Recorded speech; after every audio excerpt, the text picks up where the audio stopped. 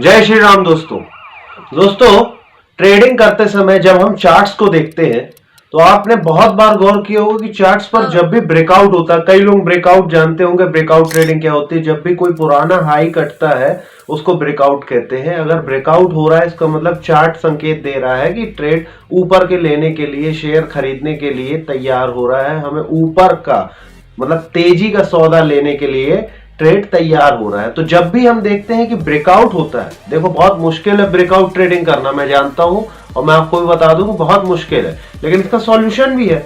Solution क्या है कि जो ब्रेकआउट हो रहा है उसको आपको देखना है, ऑब्जर्व करना है। हमने देखा है कई बार और आपने भी देखा होगा, नोटिस किया होगा कि आपने जब भी ब्रेकआउट ट्रेड किया है, ब्रेकआउट होने के बाद बहुत बढ़िया चार्ट दिखता है, ब्रेकआउट हो गया, जैसे ही आप उसमें एंटर करते हो या पैसा लगाते हो प्राइस नीचे गिरने लगता है, धनाधन धनाधन धनाधन, एकदम से कई बार बड़ी रेड कैंडल बन जाती है। वैसा क्यों होता है और उसका इलाज क्या है, उसका उपाय क्या है, उसका सॉल्यूशन क्या है, वो मैं आज आपको इस वीडियो में बताने वाला हूं। शुरू से समझना डिटेल में। देखो एक चार्ट है, उसमें पुराना हाई था, ये कंसोलिडेशन चल रहा था, ये ब्रेकआउट हुआ। ये काफी टाइम का कंसोलिडेशन चल रहा था और ये ब्रेकआउट हुआ, जैसे HDFC बैंक में अभी ब्रेकआउट हुआ है। तो कंसोलिडेशन चल रहा था काफी टाइम का, ये ब्रेकआउट हुआ। तो अब इसका मतलब तो ये है, सिग्नल आ गया कि हमें पैसा लगाना है, ब्रेकआउट आ गया यानी शेयर ऊपर जाएगा। इतने दिन से साइडवेज चल रहा था, अब रेंज का ब्रेकआउट आ गया, ऊपर जाएगा। ये सीधा सीधा सा नियम किताबों में भी लिखा हुआ है, बड़े बड़े ट्रेडर्स ने सिखाया, इवन चार्ट स्टडी भी यही बताती है, मैं भी यही करता हूं, आप सब लोग यही करते हैं, बहुत सारे लोग करते हैं, बड़े बड़े ट्रेडर्स यही करते हैं। लेकिन दिक्कत कहां है? कहां है दिक्कत?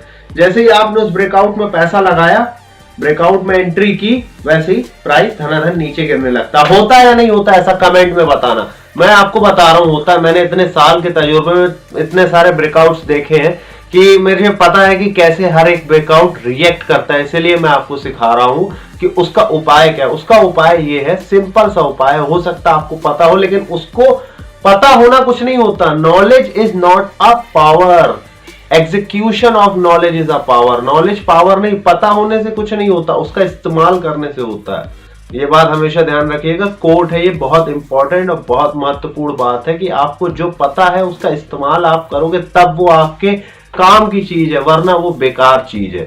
तो आपने एक जब ब्रेकआउट देखा, वो ब्रेकआउट के बाद जो एक प्राइस नीचे गिरता है वहीं आपको ऑब्जर्वेशन करना है। ब्रेकआउट हो जाने दो, आपको ट्रेड में घुसना नहीं है। एक चार्ट में ब्रेकआउट हो रहा है, ब्रेकआउट में आपको ट्रेड में घुसना नहीं है।